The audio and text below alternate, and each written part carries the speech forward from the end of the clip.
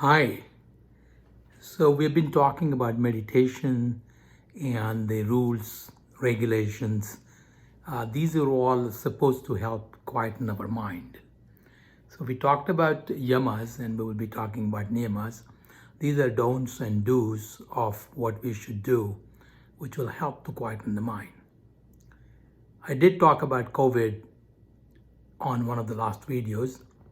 I was going to talk about astrology and astronomy, about how the planets are changing between March to April 15, April 17th or so, and how they could affect the outcome. But I think that when I was thinking about it, I thought that may be too boring. But in any case, taking into account what I feel, hopefully we will be out of this 70-80% by mid-April. Let's hope so. But now coming back to the meditation and continuation of control of mind. So all the things that I was talking about are to control the thoughts arising in the mind and disturbing it.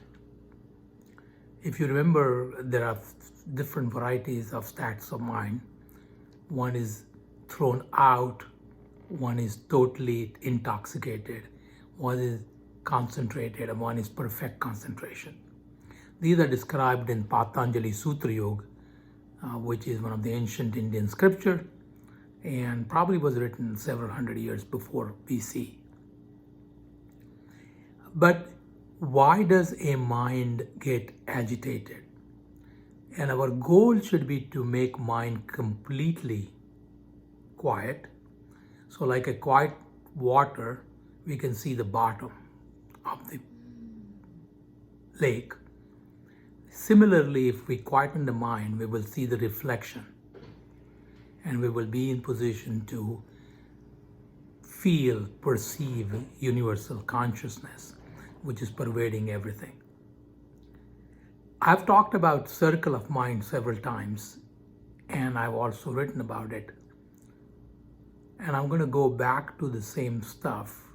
However, in between, I want to introduce to you the theological thought process of how a language, or how do I come out with a particular word or particular line, particular sentence, and a particular thought.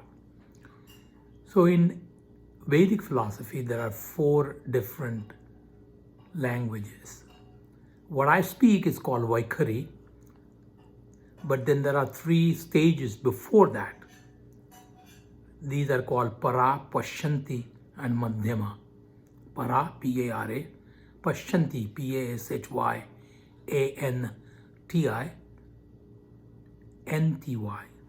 And the last one is Madhyama, which means middle. And the Vaikhari is what we speak with our tongue. So a thought has to start somewhere. That thought process agitates or comes into the mind. It forms into a language, and then it comes out of speech. And there is, of course, a medium in between. So essentially we have is a thought coming to the mind. Now the thought cannot come to the mind unless we have had an experience of that particular thing. And again, going back to my older example, if I'm hungry and I've never heard of pizza or seen or tested it, I will never think of eating a pizza. If I've never seen a plane and I want to travel somewhere, I would never think of a plane flight. If I've just driven a car and never gone through a train, I'll never think about train unless I have a previous experience of train, unless I have previous experience of plane, unless I have previous experience of eating pizza. So our previous experiences is the origin of the thought process. Now, does this mean that some of the previous experiences could be from previous lives? And that certainly is possible. So our experiences are stored in an abstract form and our abstract form and the new experiences that we get in this life form our experiences, and that guides the intellect, and that creates the thought in the mind. So if I use a switch to turn on and off the light, my previous experience that the switch can turn on the lights and turn off the lights, that's going to guide me. The same thing holds true about every other thought that comes to my mind. So if I want to turn this fan or this air conditioning or the lights on or off, I know what to do. But how do I know? I know it only because of previous experience. Without previous experience, I will not be in position to operate a simple light switch. So the reason we have the thoughts is because whenever we have an experience, it creates an impression. The impression is either positive or negative, and a positive impression creates us to redo the thing. The negative impression creates feeling that we want to avoid it. If I've touched a fire and have gotten burned, or if I've touched the live wires and gotten shocked, I know that's a bad experience and I want to avoid it.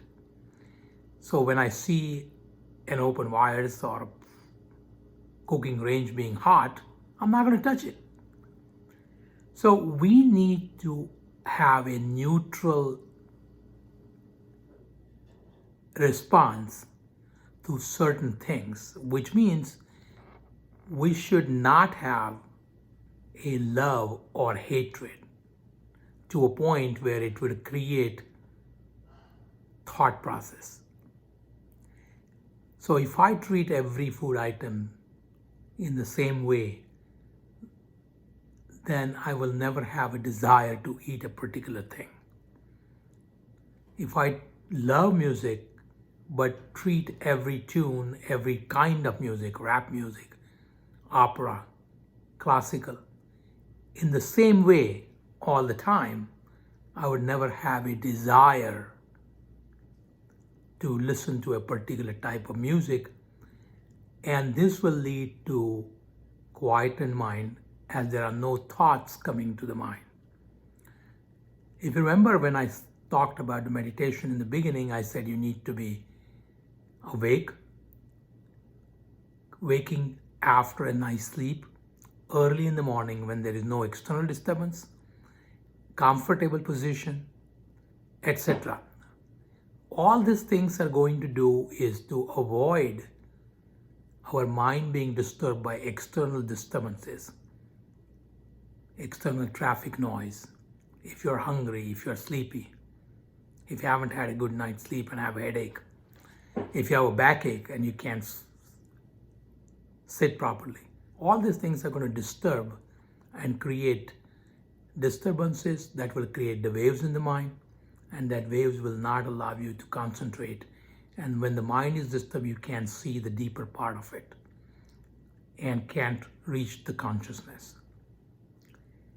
So a thought is produced. The root cause is the previous experience.